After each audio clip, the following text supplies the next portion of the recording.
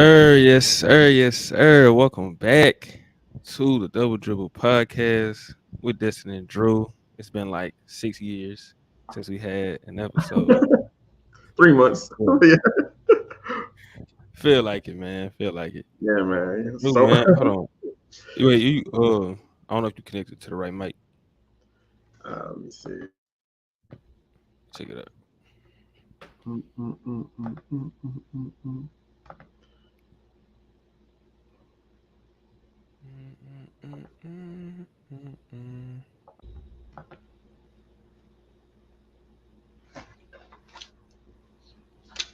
It sounded kind of stiff a little bit. Oh, he disconnected. We're gonna wait for Drew to come back. Let's see some.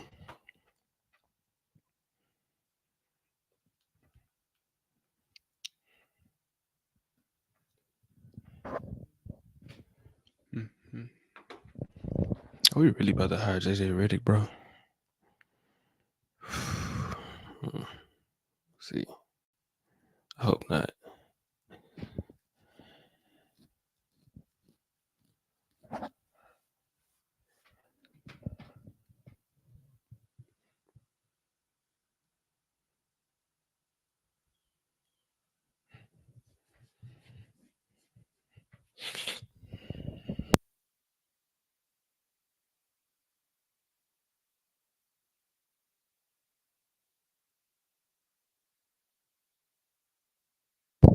Why is my picture Jalen Green, bro? Hold on.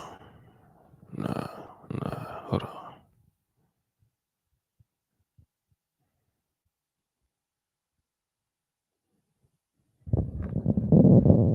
Hold up. There we go. That's better. Uh, uh, uh. All right.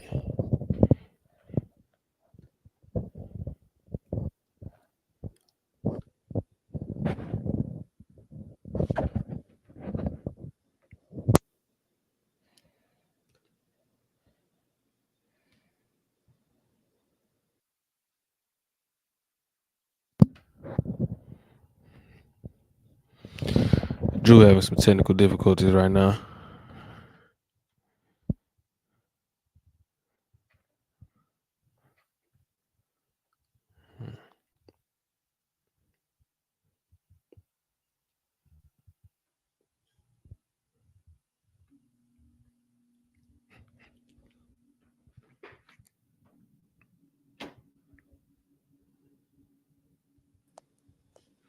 We just have to roll with Yeah. this right now. I don't know what just happened with.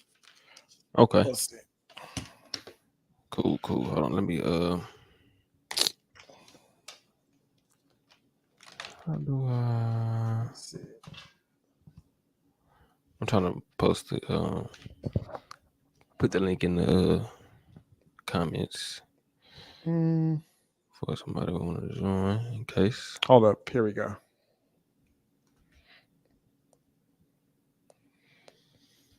All right.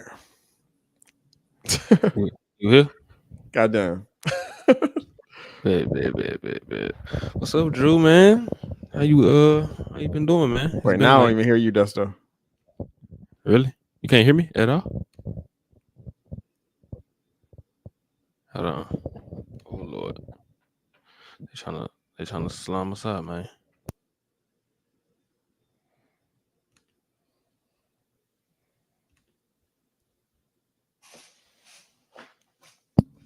Yeah, check your yeah, tripping. Yeah, put them big headphones on. Yeah, we now on the Bluetooth today. All right, let's go. Alright, that's cool. What's up, Drew, man? How you been doing, man? We're doing good, man. These playoffs have been very disappointing. Like, damn. Yeah. I mean we got a couple good series. I would say that Knicks and Pacers series was really good. the Wolves and It was Nuggets all series. right. I don't know if it was all right. I mean, there No, was okay. The Knicks and Sixers series was really good. Even though it was 6 games, it was like yeah, it yeah, really it could have was. went either way. Yeah, no, that series was intense, and there was like a lot of like crazy moments. Yeah.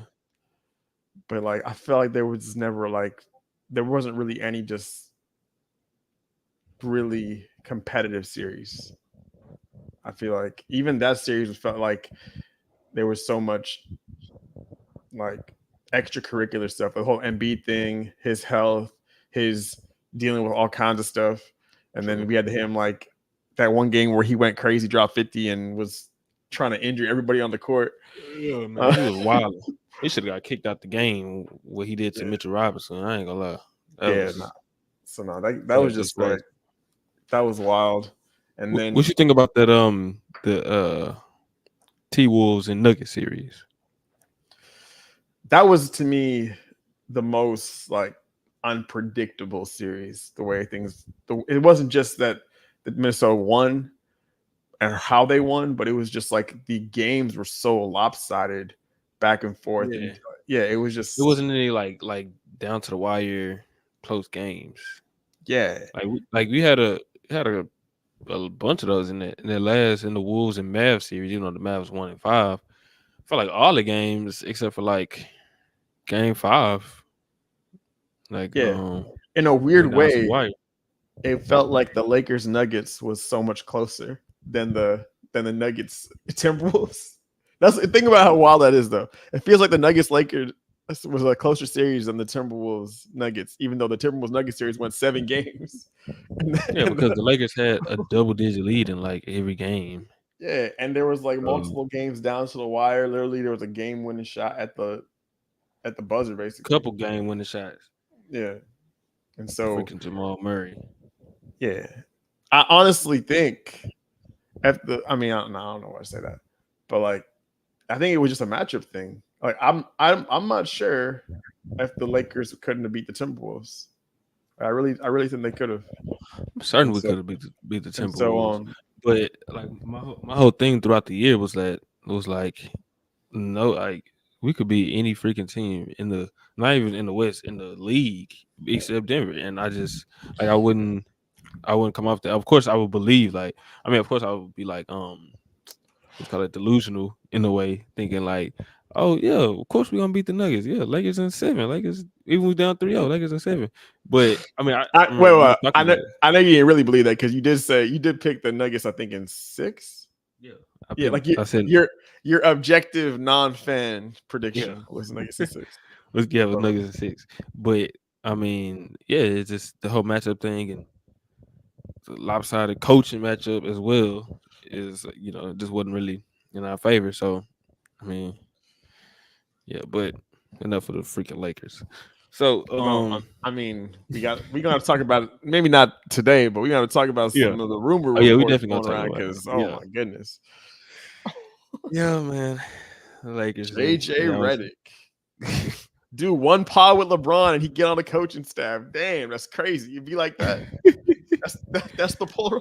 I should have did the power of LeBron. Like, So that's crazy. Nah, they can't hire That's you. funny. They just be hiring LeBron as the coach at that point. What you gonna tell Man. LeBron? You gonna be like, all right, yes, sir. Nah, LeBron, get on the line. Yeah, right. Get about the AD right now. But Like, yeah, you want to challenge that? Absolutely. Like I'll never forget. Like that is like the most memorable thing out of the end of that series is LeBron. In Piss game the fuck 4. off, yes, and just being like challenge that, and then he ain't challenge. Talent. And then right after that, LeBron was so mad they scored like They scored scored, right on the yeah. next possession. Y'all still end up winning the game too. That's Yeah, what's it was a crazy. game, yeah. Is that's the game that y'all won, but it was the game where it was the most like, nah, he out of here. The game that y'all won was the game that was like, nah, it's wraps. That was hilarious. Cause he was screaming. I said, I ain't never seen LeBron that mad in my life. Yeah, he was like, I want everybody to know it. Jack this man up. At least they didn't fire him like right after the game, like they did Frank Vogel. Oh yeah, which They is gave him about a crazy week. because at least y'all got a championship with Vogel. Yeah, Yeah, but with yeah, like this man Darvin Ham, man, he can't. He just be Darvin killing me with scam. like with the pocket shit too. Yo, like he'd have made that shit the biggest to me. You know Darvin the meme. pocket. You ever seen King of Queens? Yeah, And that, you know that the big. meme. Yeah, Doug Heffernan when he got his hands in his pocket, they put Darvin Ham face on that meme. man, I swear. No. That's hilarious. Well, you know what? We're gonna say the Lakers and they drama for another episode. Yeah. We got to get to the. For this episode, I think this finals is gonna be great. Like I'm very intrigued, very interested in this matchup. I feel like the way these playoffs have gone, this is going to be the competitive series. I'm hoping we're going to see, but I feel like this is going to be that one that we've been like kind of robbed of this playoffs. And it's been so many things dictating the whole entire playoff race, the runs, the different teams that advanced. Injuries have been ridiculously impactful on this playoff. Probably like we say that every year, but usually it's a couple series. It was like wild this year how much it was impact. True. The East, like as like the Celtics, it's kind of crazy because the past since 2022 when they made the finals and then they lost to the Warriors, everyone's been hyper focused on them kind of underperforming in the playoffs, and this year it's almost like the basketball guys just went, all right, Boston, here y'all go.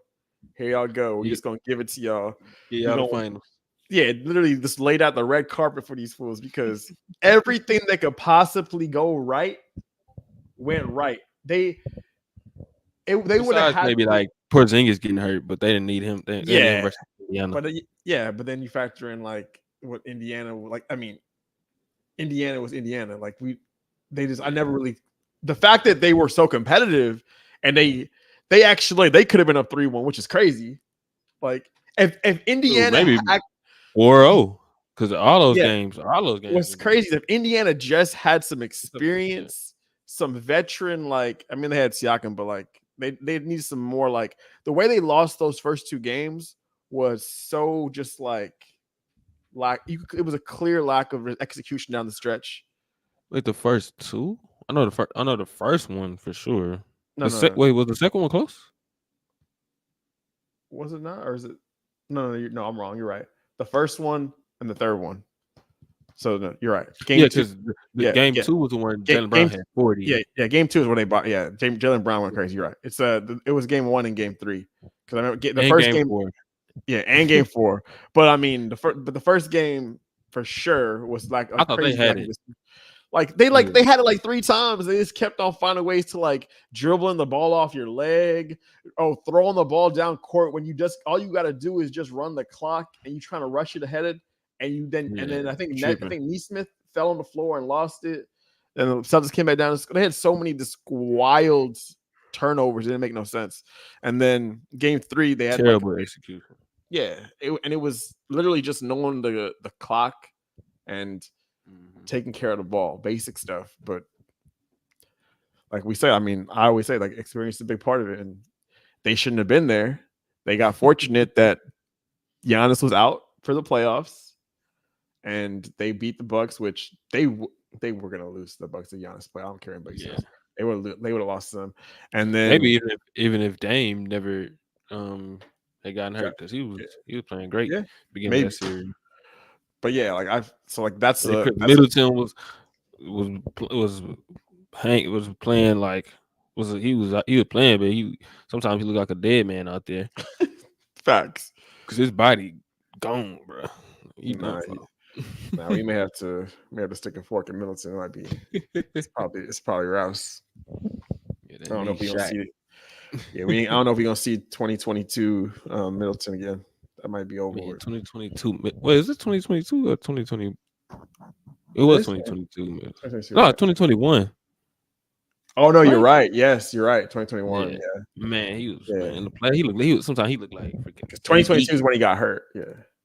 Yeah. But yeah, so But I want to actually um break down each one of these teams path to the finals. Like from regular season to now. I guess we can I want to actually want to start with Dallas because Boston, like everybody knew once they made the trade for Drew Holiday, once they made the trade for Porzingis, they were instant like contenders. Now, of course, you still got to go out there and play, but on paper, like we knew like this is a team that can win it all. I think in my prediction before the season started, I had the Lakers versus the Celtics. So like I had them coming to the championship. Dallas, on the other hand, was a question mark because they missed the playoffs last year with and Luka their and defense Kyrie. was a Yeah, huge their shock to me. defense was a huge question mark. They signed Grant Williams, who they ultimately ended up trading. They drafted Derek Lively, who I mean he's a rookie, so he had promise, but you don't know, what he could do. And they were like throughout the season, you could see. I mean, Luca was playing great. Luca was my MVP actually.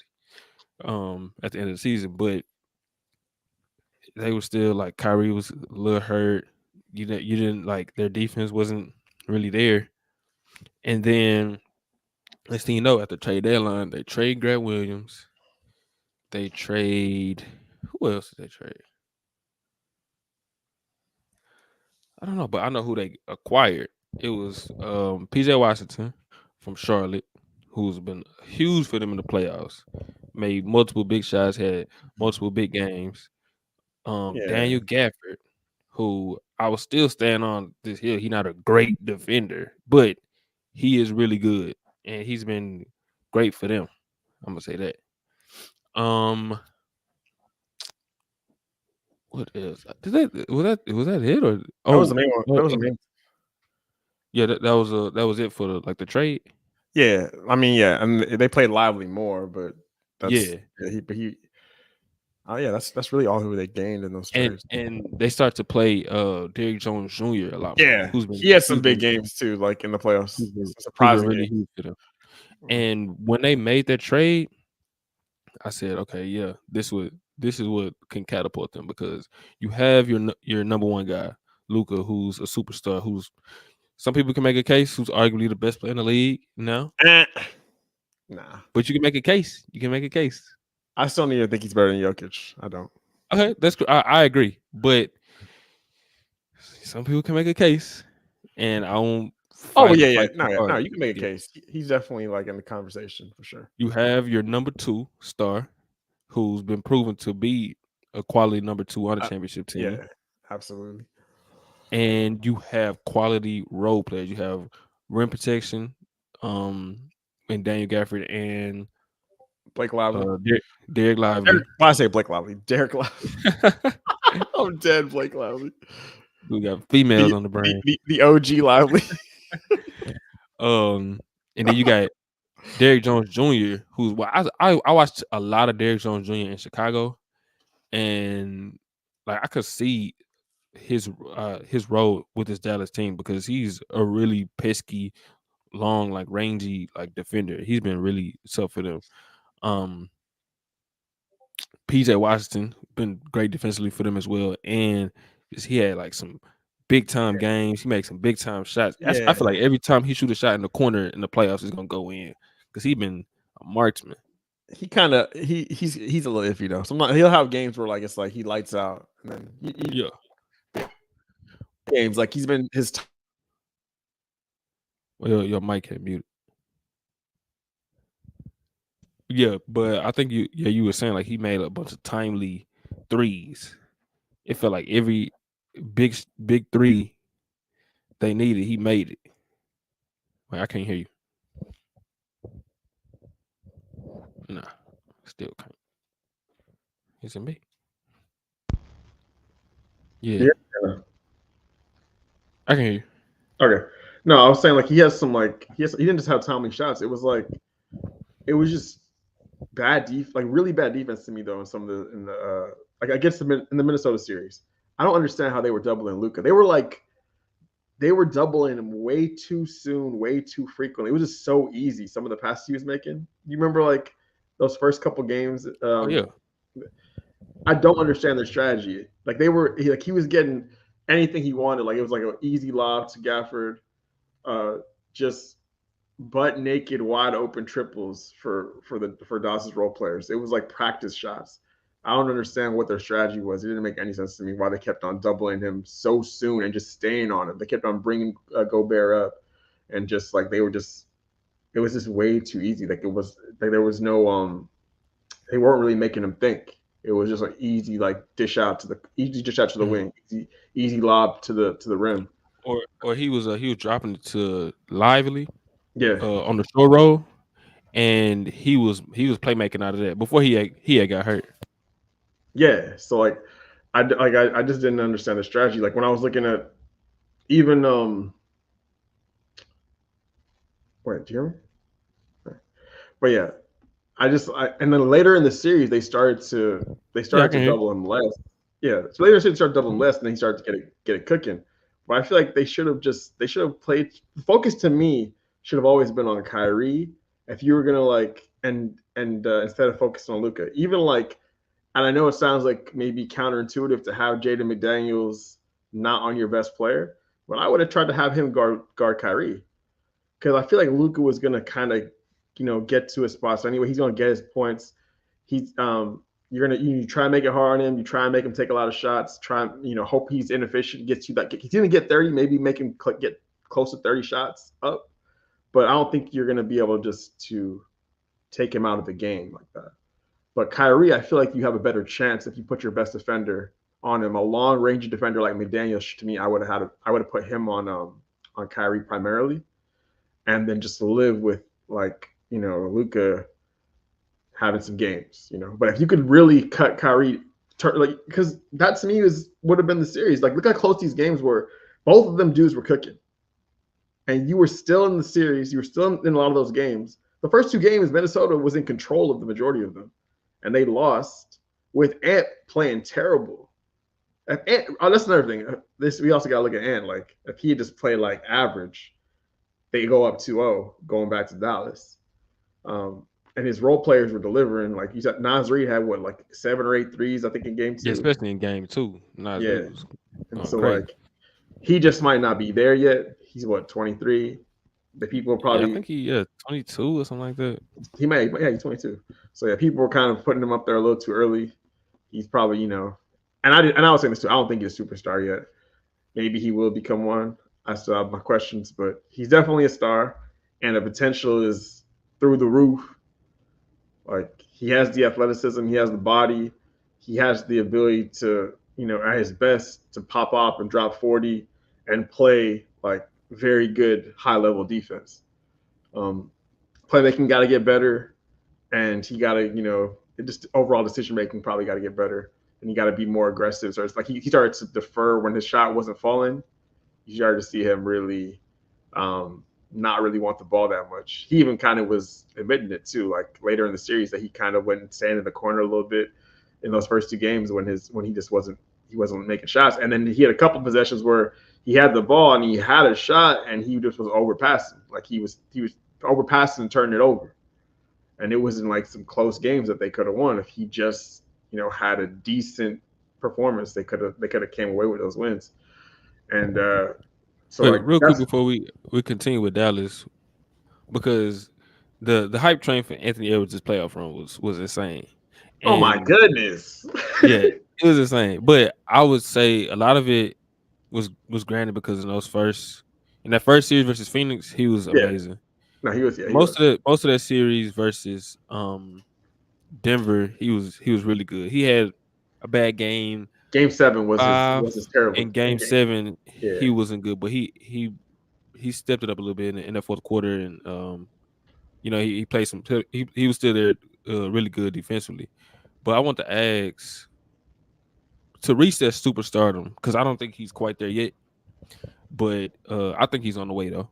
What areas of his game do you think he has to grow in specifically? Also, I'm gonna go get my charger for my computer. But you can go ahead and talk. I'm No, listening. I got you. Yeah, no, I think that the main thing that he needs to do is, of course, he has to improve as a playmaker, decision maker. He's got to be probably a more efficient 3-point shooter. Like, he's not bad. He's decent. I think he's around like 35, 36%. But he got to improve as a 3-point shooter because he's going to take a lot of them. And he has to get it up. He just has to get his efficiency up because he's going to be their number one shot taker and he's going to be their number one decision maker down the stretch of most of these games. So that's really the main thing is getting his efficiency up as a 3-point shooter, being a better decision maker, and improving his playmaking. I feel like his defense is good enough for if he gets those other two areas up, he'll be a superstar. But if he becomes like an elite defender, that'll also do it. I just don't know if I see him as an elite level defender, especially when he was talking so much mess about guarding Kyrie, and then Kyrie absolutely torched him for the series, which is why I said I think they should have put Jaden McDaniels on Kyrie, and then like maybe you put Ant on Luka, maybe you switch it up, but I feel like it's going to be one of those two, either him improving as a defender and becoming an elite caliber defender. I don't see him as that kind of player. Maybe I don't think he's going to be like an elite two-way player. But I think he's going to be. I think he's going to be an elite. I think he's good. I think he's I think he'll be a good defender. I don't think he's going to be like an elite caliber defender. But I think his path to superstardom is going to be improving his efficiency, becoming a better he's not a bad 3-point shooter, but becoming like a few percentage points better, like maybe like a 37, 38% 3-point shooter at a higher volume, getting his efficiency up because really he's already a really good finisher and he's got a decent mid-range game. If he gets his 3-point percentage up at the volume that he's going to be taking them, then his efficiency is going to rise up. He's still like pretty like mid as far as his efficiency goes. But in the playoffs, it was for that first series, it definitely was looking elite. But that's like the Suns are just fugazi though. But even though they got KD, like I never. Yeah, it's another year of that experiment of whatever they're doing with no point guard and a mismatch roster. But Frank Vogel got slimed again. Because one, you give him the roster with Russell Westbrook, you take away all his defenders, a defensive mind. That's literally it. Doesn't make any sense why you would have Vogel on that team, except for the fact that you just have stars that he won a championship, and so I think he just jumped on it. He's like, oh, I got KD, I got Booker. I'll take that job. You don't give this man a point guard. Like that don't make sense. That don't make no sense. Yeah, and you don't give him a point guard, and he's not exactly a great offensive minded coach. Yeah. So like you can't really expect him to really uplift that offense with from an X and O standpoint. And then he doesn't in the area that he's also great at. He doesn't have any elite defenders. So I think. And you could just make some arguments on Bradley Beal. I think it's a bunch of players you could put in that position over Bradley Beal, specific like point guard specifically, that would lift the ceiling of that team tremendously because he makes way too much money. Honestly, I would trade Bradley Beal and try and get some defensive personnel, like some 3-and-D quality 3-and-D caliber players. Maybe another big. I would trade Bradley Beal and try and improve the other auxiliary pieces, role players, because you don't really need him. Like if you can get, you don't like he's just kind of he's just there. He's not really providing that much value. Like you're not really getting any consistent offense production. You really lowering what he does. What he does kind of belongs on somebody on another team that actually could use it. They're not. It's kind of redundant. Right? He's not it's like he's a sniper or a great shooter like that. He's a scorer that he can have hot nights, but he's also not going to have that volume of shot attempts because he's going to be behind KD and Booker. So it's just kind of it's almost like a scorer like that, like you need a rhythm at least. Yeah, it's kind of just like they shoehorned it just to make it a super team because he was an all-star. We got 3 stars. Let's make it work. He's not. It ain't working. Sorry, Bradley. Yeah, that would be the move. Like I don't know what their GM's looking at, but that should be the rumor reports in this offseason should be like the Suns are shopping Bradley Beal, but the thing is that going to play well with KD and Booker? Are they, What do you think about because it's another team with 2 point guards, that's their stars. You said defensive versatility. The Suns trading Bradley Beal for DeJounte Murray and like Clint Clint Capella? Capella. Boom, boom. If I'm the Suns, pull the trigger on that immediately. Because that gives you your big, your rim protector. Yeah. And they give you a point guard. Oh, absolutely. I would definitely pull the trigger on that. And then Bradley, he can go back to playing natural position as a 2 along with Trae Young. Now they're not gonna win, but I mean he gonna be able to play his game. Yeah, but you could sell that. You could sell that to the Hawks. They'd be like, oh, you get us. Bradley Beal, one, he has a no trade clause. And who wants Bradley Beal's contract?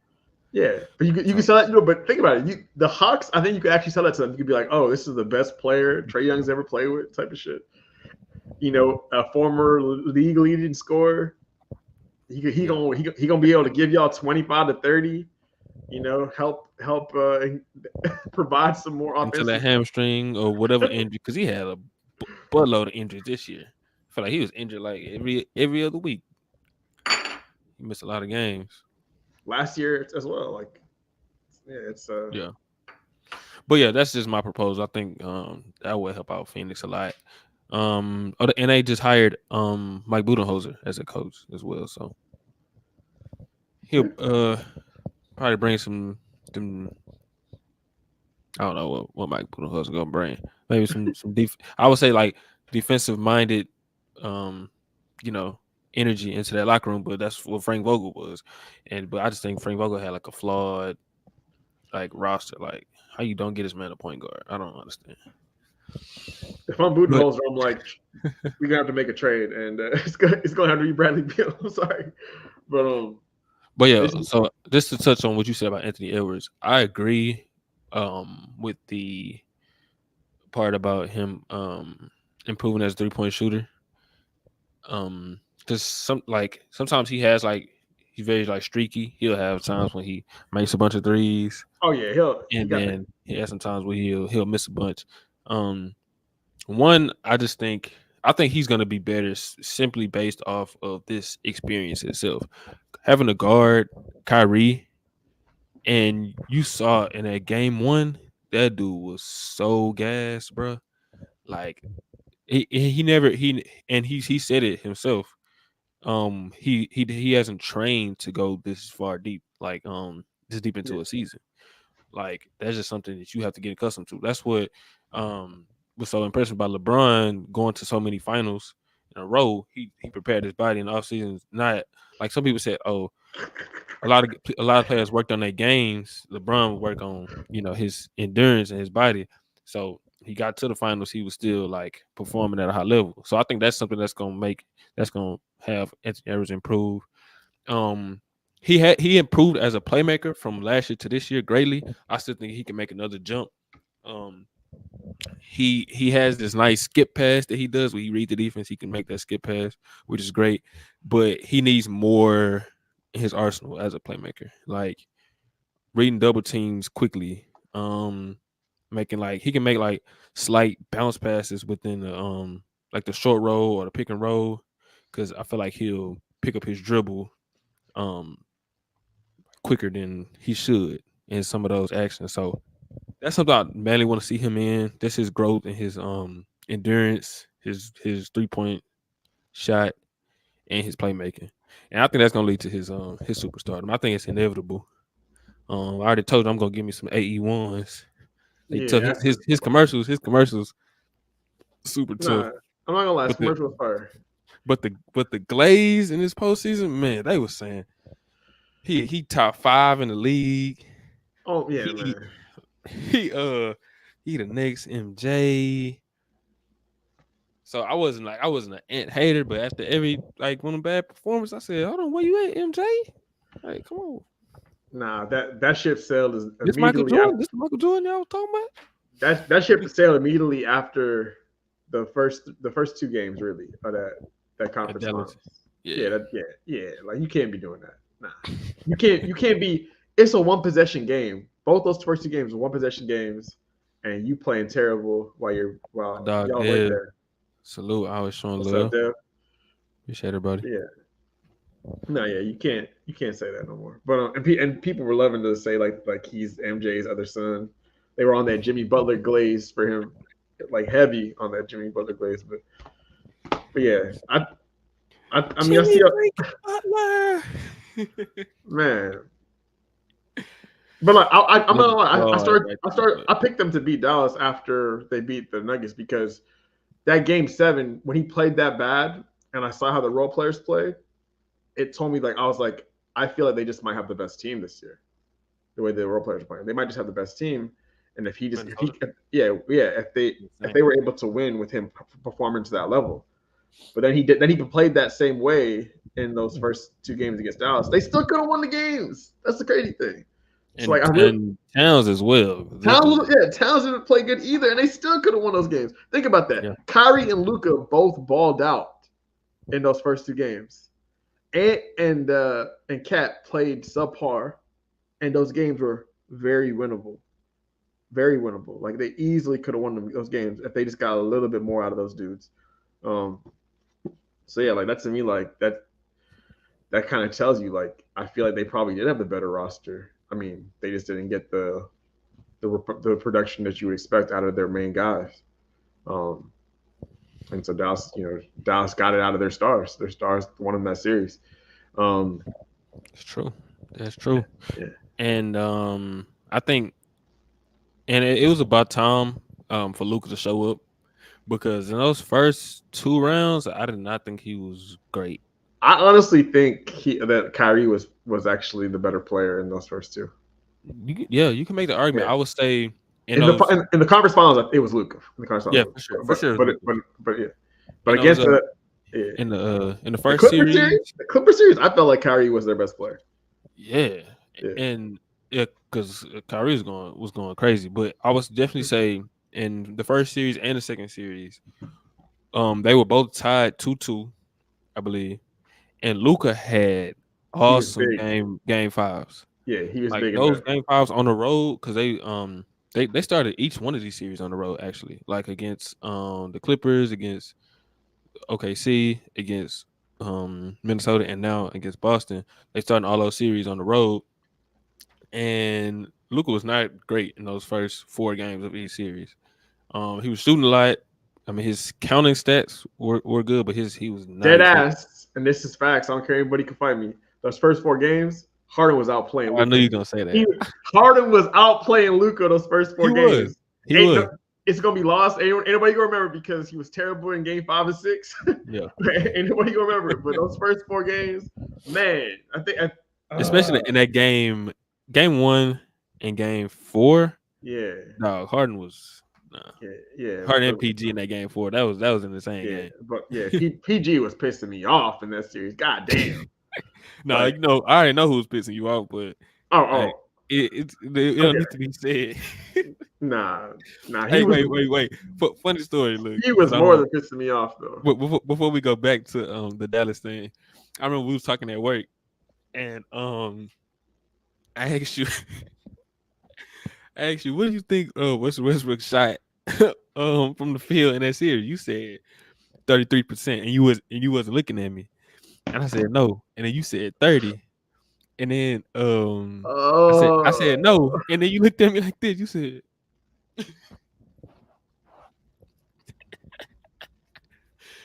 Bro, he shot like what 27, 26% or something crazy like that.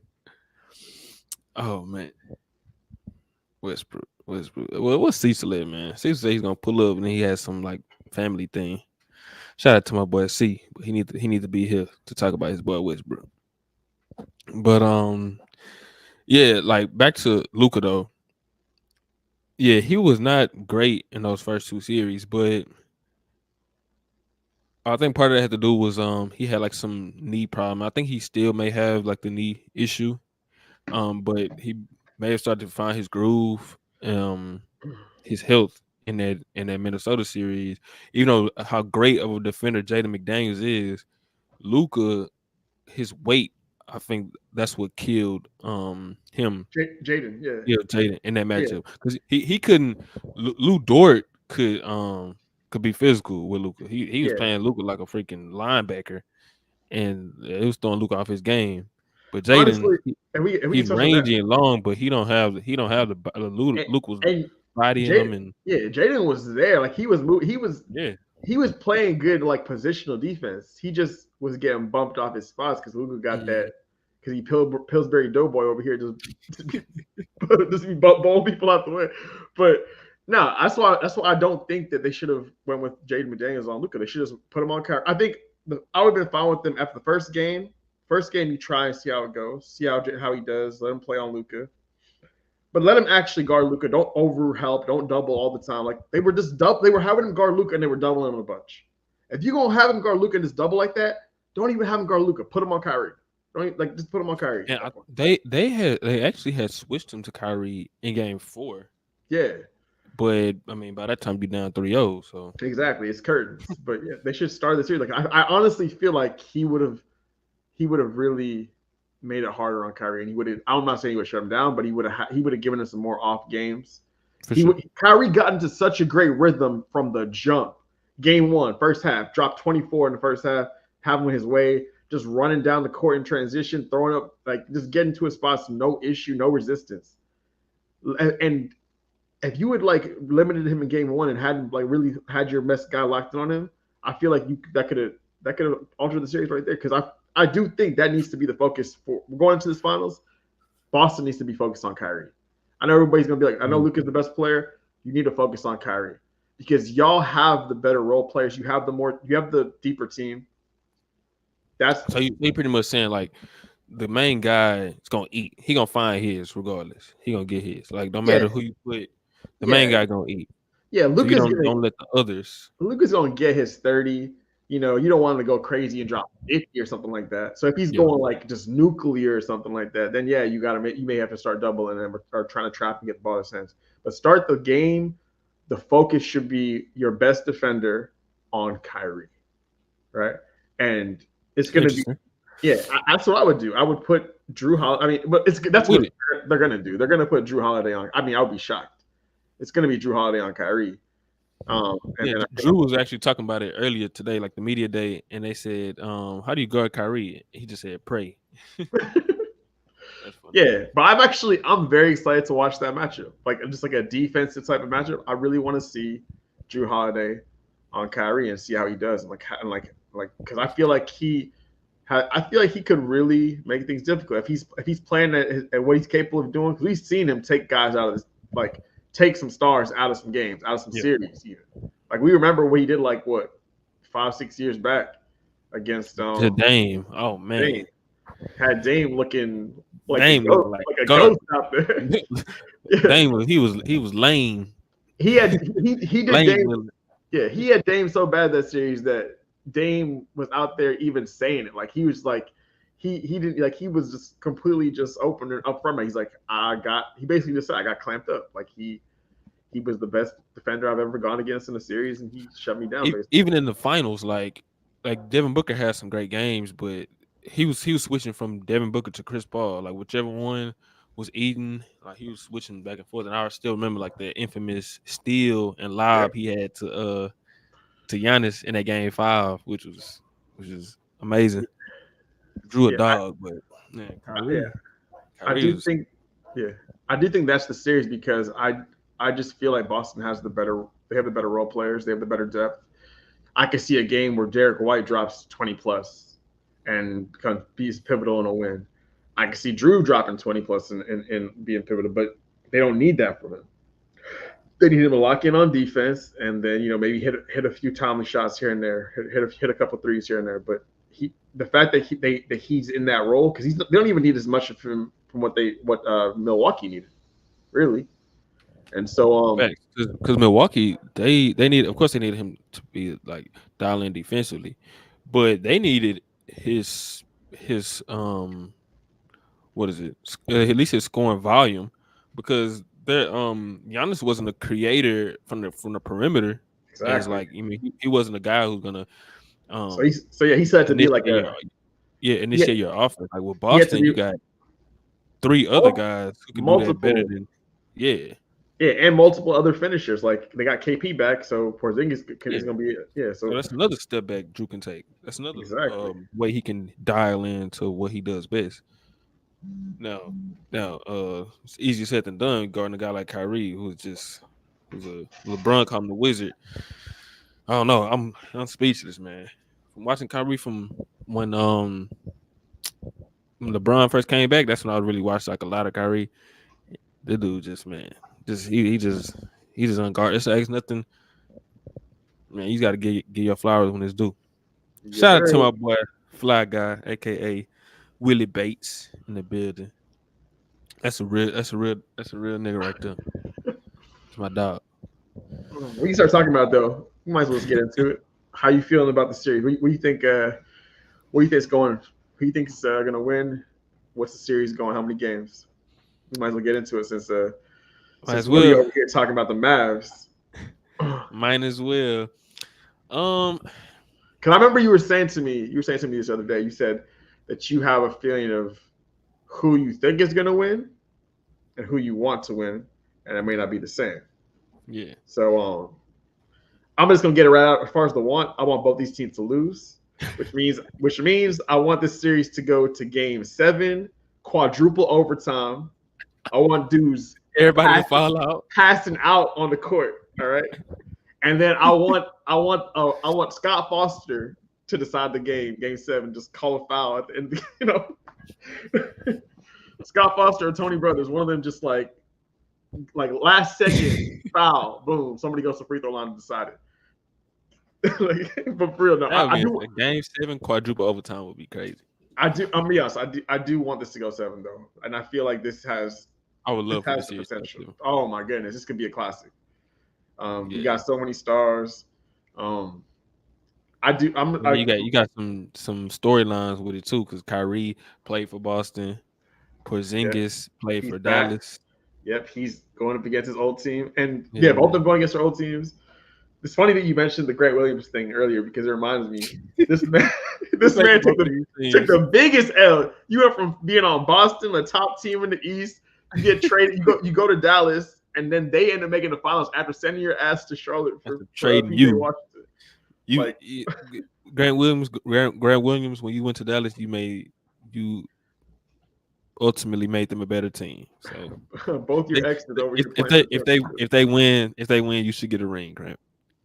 I think he's gonna get one too, supposedly. Right? I think that's how it works. He's still. It's up to the owner, but he still wouldn't be a champion in the record book. They can still give him the. Yeah, he might still get a ring. They can still give him the ring.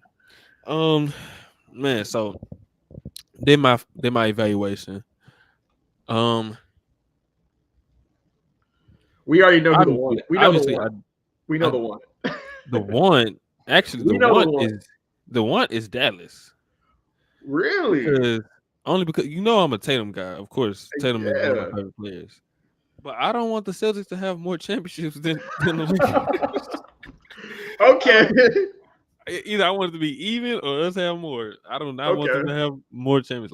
And I would love to see Kyrie, just watching his maturity over the years from when the Cavs won in 2016, with everything he's been through with the media and everything, just to see him bounce back because he's a veteran now. Like he was drafted in 2012, right? Yeah, 2012, and now he's back, and now he's a vet, and he speaks all the time about his maturity, how him and LeBron's relationship, and I know he got a second chance. It's rare that somebody you play with the best player in the league, you win a championship, and then a while later you again play with the best player in the league, who's a whole different guy. Now you can make an argument Luka the best player in the league, but he's a dog like that, especially kind of similar play styles in a way. He's in the mold of that kind of player, So that's just and Luka, Kyrie is he got a second chance at that, and that's pretty cool to see.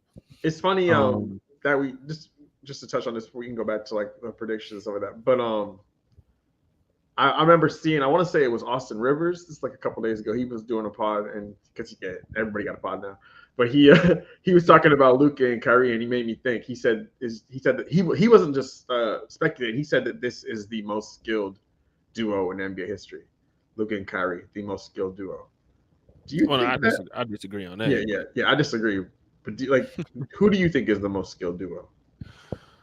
Well, initially I'm Right? gonna just eliminate them because Kyrie played with LeBron, and even though Luka's super skilled, he's not LeBron. Yeah. It depends how you want to look at Yeah, Kobe and he was and trying. Shaq. That's the thing. He was trying to. He was being very nitpicky with it. So he because then the dude that he was talking to said Kobe and Shaq, and he said, "Oh no, Kobe and Shaq's better." And he was saying other ones that were better. He said, "I don't mean that they're the best duo. I just Yeah, mean that they're the most skill wise. skilled." And I'm like, okay, so he's because clearly Shaq is better and than Kyrie, and you could if you want, you could make a case. I don't know if you want to say Kobe is better. Not at that time. I don't think Kobe is better than this version of Luka. But yeah, I guess he's focusing more on like they were both superstars. You could say that. Yeah, and he's focusing more on like I guess the individual like abilities, and so I guess in that aspect, maybe in his mind he's thinking like, ball handling, finishing, shooting. Yeah, I would go. I mean, off the top of my head, say they're probably the most skilled backcourt. Like you could probably say that. I mean, you got some other Yeah, skilled backcourts in NBA history, but the only other backcourt really that's up there with them. I mean, what I'm gonna say. It's 2018 Harden and Chris Paul. Oh, Harden and CP3. Yeah, but that one was that's a real good one. That's a short-lived one. That's probably the next one. That's the one that I thought was the best one. But this Kyrie is definitely more skilled scorer than that Chris Paul. Now, if you want to get into things like you'd have to be real nitpicky. Like Chris Paul's a better passer, much better passer. You could be like he's a much better defender. Like, but like then like that's what. But if you're saying just skilled, like just especially when people talk about Kyrie skills. Yeah, like ball handling, below shot the rim making, finishing, shot making. How ambidextrous. How, did I say that right? Ambidextrous. Yeah, ambidextrous. Yeah. Yeah, ambidextrous. Yeah, big word. Yeah, he crazy. Like, and I was watching actually the LeBron and JJ Redick pod earlier. I was listening to it, and LeBron was saying how Kyrie, like, if it ain't working right, he gonna start doing everything with his left. And I'm like, bro, and Kyrie is saying. Then Luka, on the other hand, I mean, his playmaking ability, his ability to play within the post, read the defense is insane. He probably arguably the best playmaker in the league. Like the way he can pass and shot making is crazy too. They're probably the most skilled backcourt. The most skilled duo, I don't know about that one, but they up there though. Because I mean, and then you can talk about Curry and KD. It's a skilled duo. They was insane. That's another one. That's probably the most skilled duo. I don't know why I forgot that one. Yeah, it's they was. I mean, of course, you had Clay and Draymond with them, but them two right there, bro. Yeah, both two superstars for sure. Like, no. When I said Kyrie and LeBron, you want to say Kyrie was a superstar, and then when you say Kobe and Shaq, you wouldn't consider Shaq as in the skilled type, category. He was just dominant. But Curry and KD, them dudes right there. No, that's the one. It's Curry and KD. Yeah, I would probably say it's Curry and KD, Luka and Kyrie, and then Harden and Chris Paul, like duos. Yeah, like if we're going if we hyper focused on the skill part, right? I feel like that would probably be because specifically, especially like with ball handling. I think that's the big thing that people want to. Yeah, ball. It's like there's like the shot making, the ball handling, the playmaking, shot creation. All of them dudes got it. Yeah, all of them dudes got it on like a plus level. Yeah. Yeah, and they could like, yeah. Well, except for like maybe if there's anything you might say like the passing is probably not an A. It's probably like only like with like Luca, Harden, and Chris Paul on like that like I mean, top. Curry too, maybe. But I think that Curry's definitely a really good passer and playmaker. But I feel like those three are still better than him, like in that aspect. I feel like they're like a I don't know, like I feel like they would be like S tier, and Yeah. Curry would be A class or something. Yeah. And then like, like, and then I said like KD and Kyrie would be like B tier on the pass and playmaking. But yeah, so yeah, I do feel like that would probably be the top. But I did think that was a little interesting thing that because I kind of forgot about that like how we measure up these duos. And there's if you're just looking at skills versus if you're just looking at overall greatness, because yeah, LeBron's better than all them dudes, but I guess we kind of, how do we categorize the talent that he has versus the skill? Because how do you categorize skill? Because LeBron, he definitely not a skilled like shot maker like those guys, or as skilled as a ball handler. Now his passing and playmaking, yes, but LeBron has a lot more like skill that they don't possess. Maybe that a lot of that's due to his athleticism. Yeah, and see, that's the thing. Like, that's why I feel like you'd probably that people just kind of bundle in out talent, athleticism together, and they don't really count that skill. It's kind of, I don't know. That one is, I guess, it's a little bit hard to differentiate how you. Because I think it's a lot of. The only thing I put, because people say Kyrie the most skilled player ever. I don't fight you, but it's like they're wrong. They're wrong. Whenever they say it, they're wrong. It's a lot more skills than offense. Like if you say skilled point guard, or I mean, because it's still a lot more like playmaking is a huge skill, bro. Like I don't think I don't think that I don't think Kyrie is a good playmaker, but yeah, you have elite all time great playmakers. Yeah, like Luka, I don't believe that borderline that. Like he's teetering that territory. LeBron is in that. Jokic is in that. Straight up, I don't even think Kyrie's top 5 most skilled. Straight up, people like there's so many you're not I think Kobe a more skilled player than Kyrie. Absolutely. The only thing that like I would really say that Kyrie got better like skill wise is ball handle. Yeah, he got it now. You say he's the best ball handler, I would never fight you at all because I agree. Yeah, the thing is, now, even though I probably lock him up, but it's a specific kind of skill. It's because he might be the best ball handler ever, and he might be the best below the rim ambidextrous finisher ever. It's like a very specific kind of skill that he's so great at, and somebody told me Kyrie was a better finisher than Giannis. I thought that was insane. Which is ridiculous because people are so, when they think better, some people always do this so many times. Like when they think better, they think of like, difficulty, degree of difficulty, how impressive it is, how amazing it is, the versatility, aesthetically pleasing, and also like the array of ways you could finish. Yeah. But versatility does not mean, superiority. Efficiency does not mean superiority. Because like we can look at somebody like Shaq as a perfect example. Shaq usually just gonna turn around and just throw it on your head. Hook on you. He might hook on you, do a little push shot. He might bow you out the way and then throw it down on you. Yeah, it's not a lot. It's maybe 3 moves. But it worked.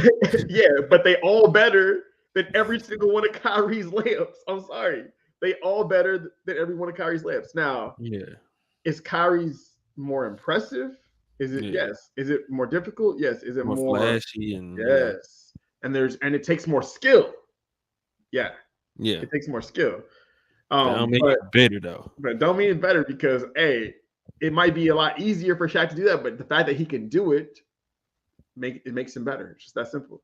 And Giannis is the same way. If Giannis can just run and throw it down on you, turn around and just lay it up, he's a better finisher. He unstoppable. Like that's what he freaking do. He finish. Yeah. Now situationally, whole game. Yes. Yeah, Kyrie can do certain skills and finishes and crazy. It's he's unique in that way, but it doesn't make him better. But yeah, so that's kind of like one of the ongoing arguments I feel like people bring up when it comes to like talking about skill versus talent, and we see with Kyrie, like he's kind of the perfect example of that. But anyway, back to the series. So, wait, do you want to talk about Boston first, or you just want to give predictions? I mean, so I'm gonna say like as far as my feelings on just this matchup because I did say I want both teams to lose, and obviously that's not gonna happen. I really I don't like Dallas because I'm obviously a Rockets fan. I don't want them to win.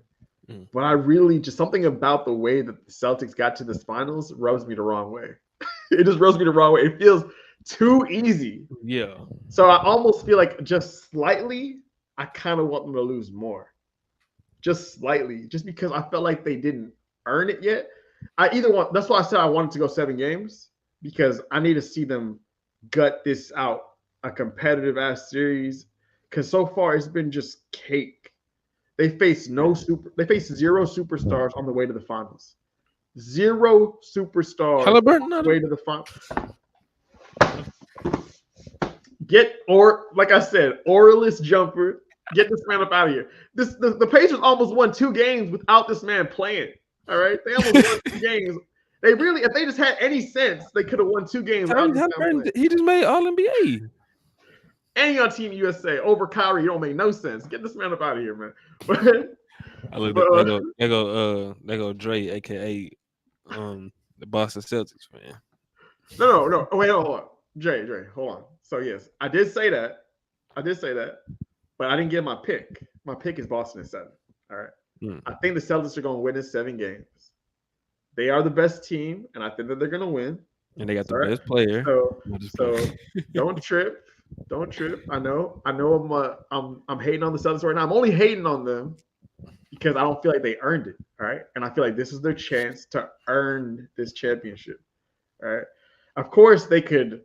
If they dominate the Mavericks, then okay, like they did that, and that would be impressive. They were able to shut down. I think that they're going to be able to make things difficult for Kyrie. I think that's the key to the series.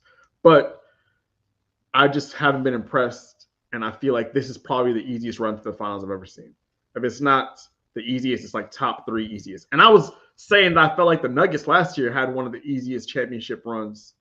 This is way easier than the Nuggets run to me. Way easier. Because at least the Nuggets you think it's easier than any of the Cleveland years? For LeBron? Yeah. That's probably up there as well. That's probably the next. But the only reason why I say it's easier is LeBron at least didn't have like a loaded team. I feel like people so you don't think the Cavs was a super team? What? Oh, wait, no. Oh, I thought you were talking about like the old OG LeBron runs. Like he got back. You're talking about the Kyrie and Kevin Love.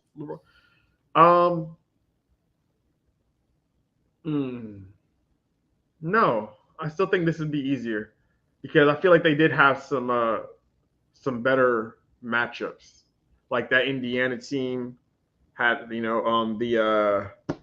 what was the other I don't even really want to count them. I guess you could say the Raptors. They technically had stars, even though DeMar DeRozan faded away and became like something else. But they technically had stars. Yeah. But I don't feel like they did give them one good playoff series, that first one. Yeah, it won 6. Yeah, and that was competitive. And then they had I definitely wouldn't say in 2015 because Kevin Love was hurt and Kyrie was battling injuries too.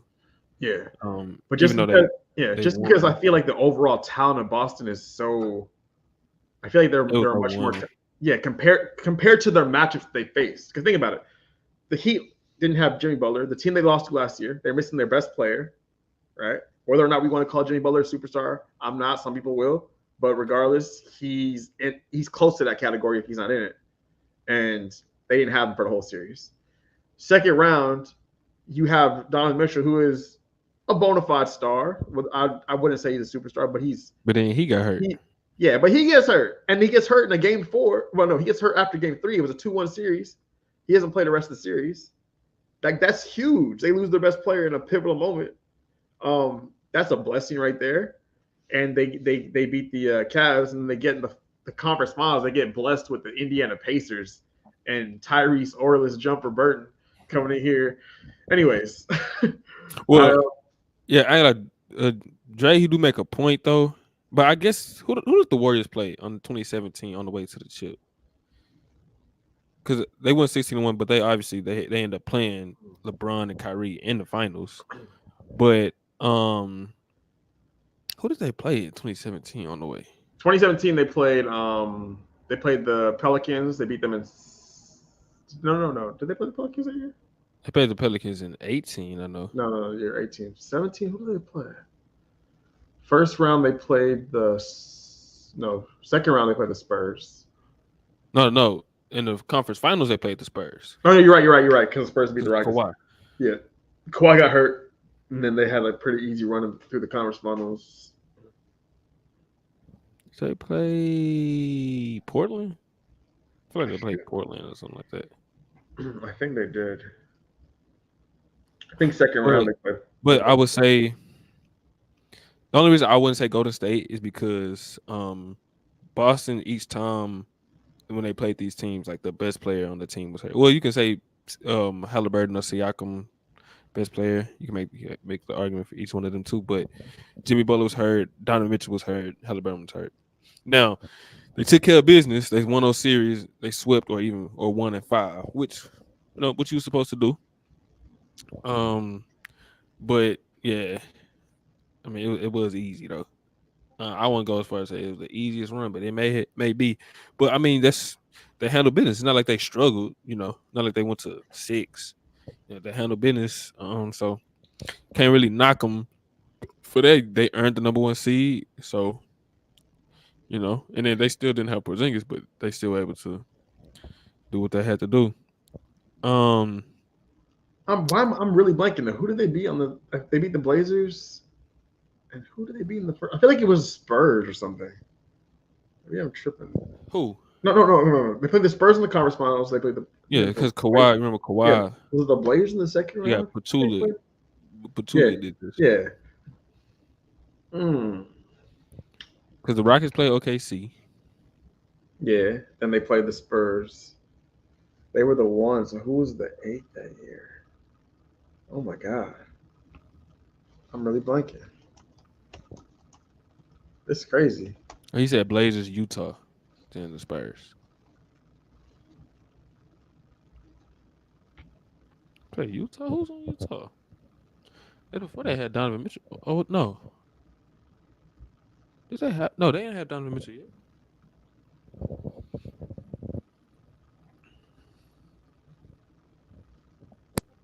Huh.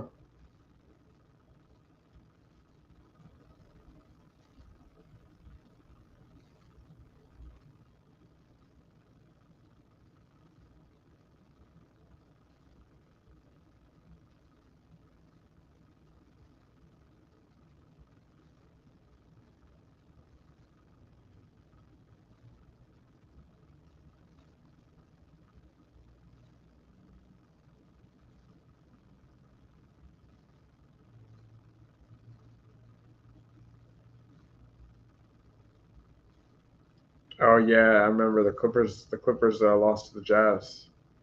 That was Chris Paul's last. That was his last playoffs with the Clippers.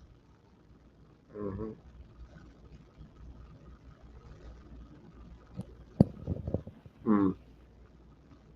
But yeah, they swept Portland, swept Utah. Yeah, Dre, right.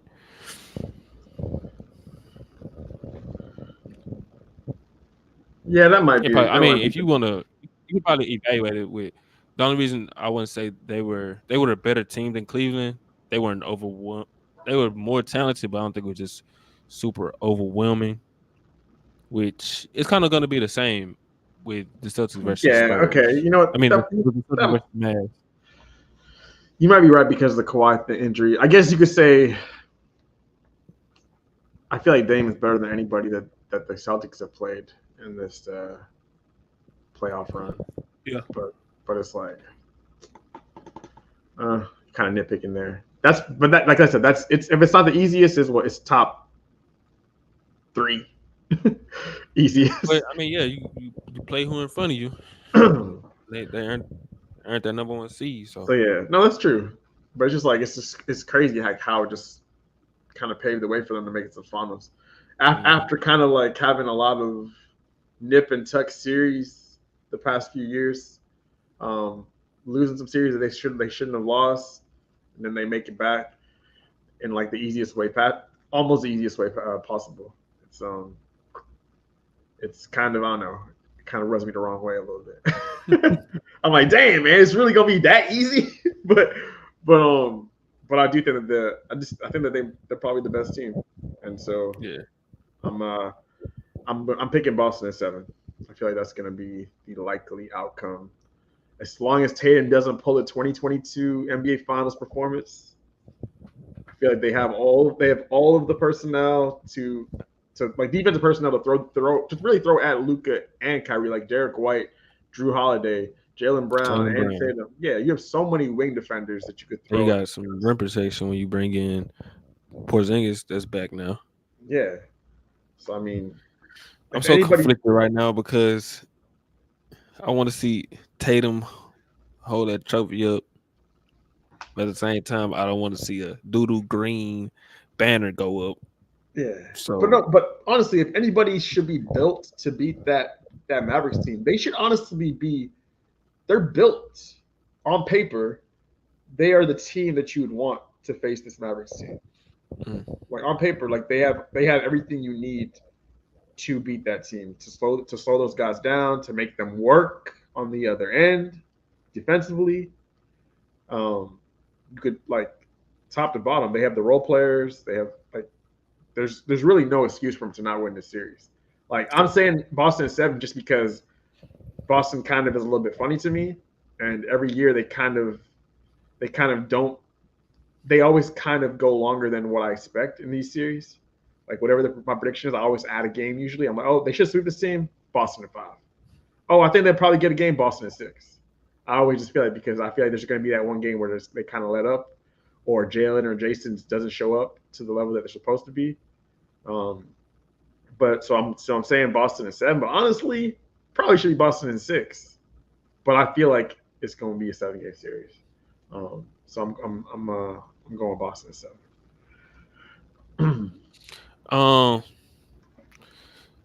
Yeah. With that being said, I got Boston at 6. I just think they're a much better team than they were 2 years ago. I think Tatum, if you watch how he's played, and I think, well, the Porzingis injury, that allowed his volume to go up, but how he's played from round 1 to round 2 to round 3, he's gotten better and better and better. Tatum Brown has been great throughout this whole playoff run. Shout out to him for winning the Finals MVP, the conference Finals MVP. ECF. Drew has gotten better throughout the playoffs. Derek White, just a model of consistency, and now they bring in Porzingis back. They've been the best team throughout the whole regular season. Just been sliding through the Eastern Conference as they should. I want to take anything away from them. This is a great matchup. I just think the Celtics have too much firepower, and now they can, because I thought they had that versus Golden State as well. Like when in 2022, I thought they had more firepower than Golden State. Even when they had they had Curry. That's when Jordan Poole was breaking out. Clay was kind of shaky. He was up and down. But I mean, you had Tatum, you had Brown at the time, you had Marcus Smart. Derek White was still there. Al Horford was much better than he is now. Yeah, Al Horford going crazy, and they honestly should have won that series, but Tatum didn't have the series that he had that playoff run. which I don't think is going to be the case now. I think he might have like a couple games where he had one of them Kobe games where he shoot like a gazillion shots, but he's gonna be a lot better in this playoff series. I This think so. the previous experience in the finals. Um, he's playing on a much better team. He has Drew Holiday with him. That I think that's a huge key. He's the big the big X. I think him and Porzingis big X factors in this series, and bringing that experience that he had with the Bucks when they won the championship to over to Boston. Even though they've been in multiple playoff series, multiple playoff runs since they've been in the league, they haven't won. Drew has been bringing that energy and that veteran championship pedigree to that locker room, and I think that's huge for them. And I can see Dallas winning this series if the Jays don't be the Jays and Luka just has that his finals performance that was ultimately every NBA superstar, every all-time great would have, like when LeBron had his in 2012, when Jordan had his in 91, when he was playing when he had like he averaged like 30 and like double digit assists, which is crazy for Jordan, but he was just amazing. And I can see that for Luka happening, but right now I think it's gonna be Boston in 6. I wouldn't be surprised if Jaylen Brown wins Finals MVP. I think that it doesn't really matter in a way, but it kind of does matter because if Jaylen Brown wins Finals MVP, they're gonna The say it's Tatum. narrative. Oh The yeah, you already narrative, know. the narrative behind it. But There's already people um, saying that. There's people saying that he's yeah, the best player on the team. and And that's okay. Like, because honestly, I feel like even though Jaylen Brown was great in that Indiana series, taking nothing from him, I still think Tatum was the better player. Jaylen Brown had 4 good games, and I think Tatum only had 3.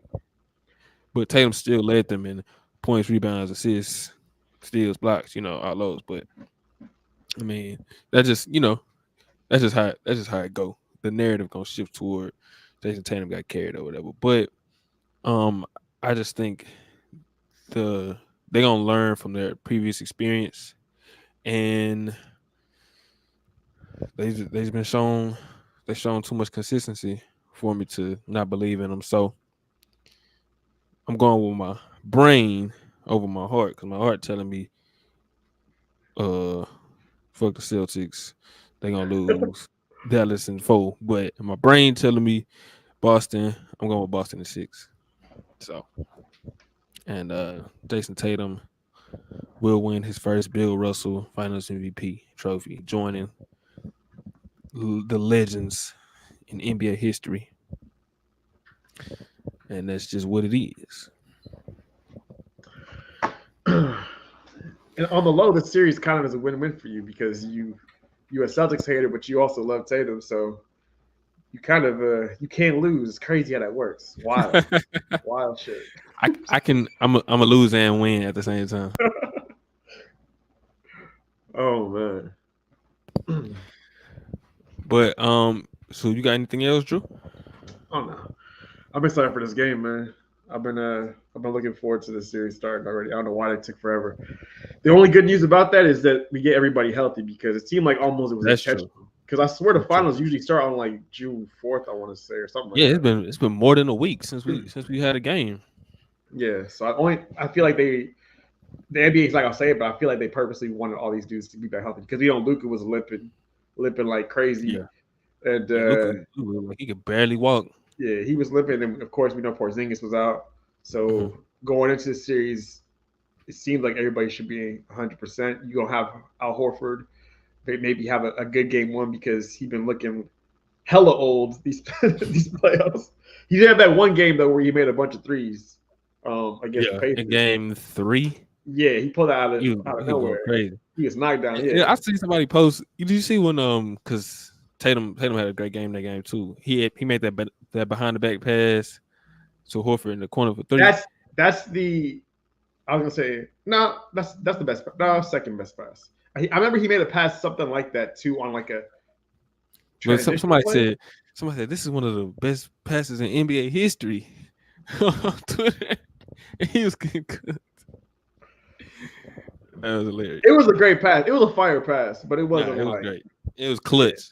Yeah, it was clutch, and he knifed on the shot that. too. But yeah, but it wasn't not like the greatest pass. I think, and every time Jaylen Brown get the ball, I'm thinking this dude's gonna shoot.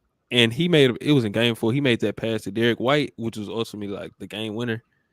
I thought he was gonna shoot, and he just passed to Derek White out his peripheral vision. Derek White was open, and he drained the 3. I was like, Jaylen Brown made that pass.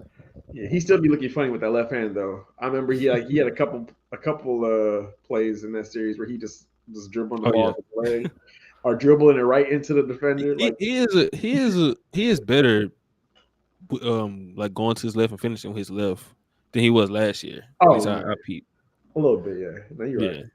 And he still got a lot to work on. Okay, so wait, real quick, I want to rank the top 10 players in this series. So obviously the number one is you know number one. I don't have to say it. Right. We know the number. I honestly think it might be the top. It might be like the top 8 is on Boston. Definitely the top 7. Definitely the number 1, right? Wait, what? Definitely the number 1 player is on Boston, right? Oh, hell no. So number 1 player is Luka. Luka's better than Tatum. I'm sorry. Tatum not even top 10. No, I agree. I definitely agree. But I was seeing multiple people saying Kyrie was better than Tatum, and I was like, y'all insane. Nah, they tripping right now. Y'all crazy. Okay, so Luka, number 1. Tatum, number 2. Kyrie or JB? Who you going with? I'm leaning Kyrie.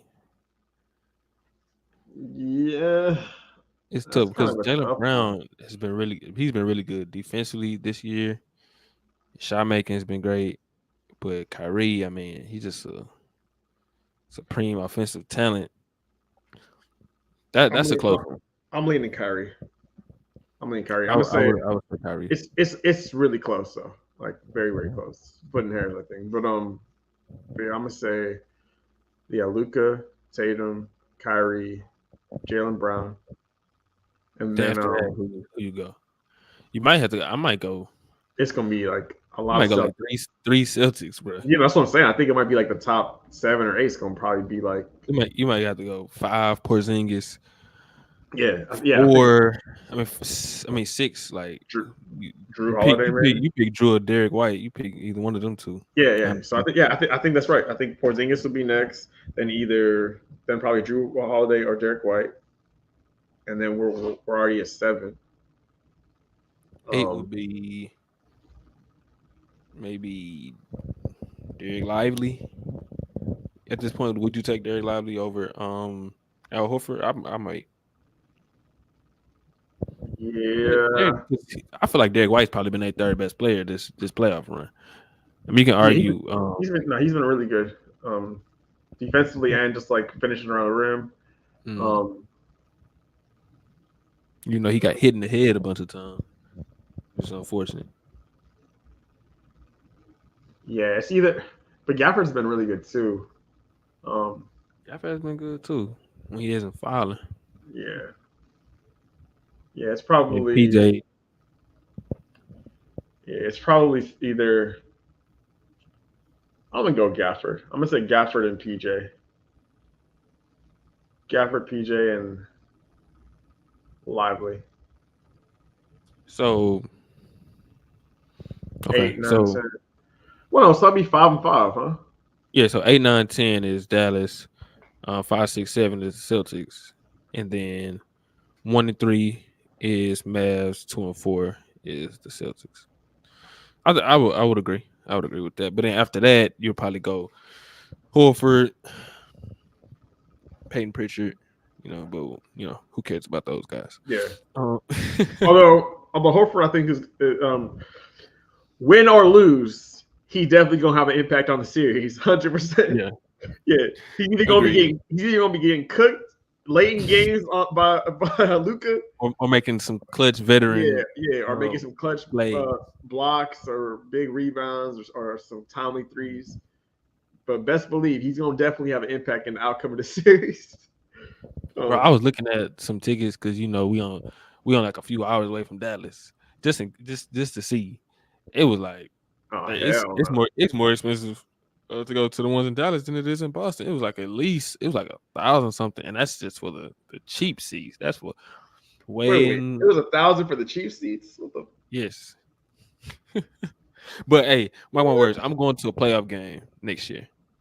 Me and my best friend, we already talked about it. We're going to playoff game next year. If it's gonna be the Rockets, it's gonna be Dallas, it's gonna be San Antonio, even if it's freaking New Orleans, we going It's to that. gonna be the Rockets, man. It's gonna be the Rockets. I would love to see it. I would hope so. Even if it's a playing game, I'm going.